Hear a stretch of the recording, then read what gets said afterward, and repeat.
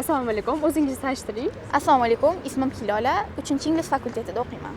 Hozir siz bilan qiziqarli o'yin o'ynaymiz. Sizga asardan parcha ko'rsatilgan va siz bu yerdan 4 ta xatoni topishingiz kerak bo'ladi. Qanday bo'lmasam boshladik. Boshqalarning orzu-istaklari bilan hisoblashmaslik, xudbinlik, jabr-zulm yaxshilik keltirmaydi. Mehrga to'ymagan inson hech kimga yomonlikni ravo ko'rmasa-da, hayotning o'zi zulmkorlarni jazolaydi. Xuddi ezgulikni musaffo tabiat, inson qonidagi genlar, hatto tilsiz jonivorlar ham muvozanatda saqlab turgandek. Xo'p, endi Birinchi xatolarni topishni xatomiz boshlaymiz. hisoblashmaslik. To'g'ri. Ikkinchi xatomiz Keyingi musaffo. xatoyimiz. To'g'ri.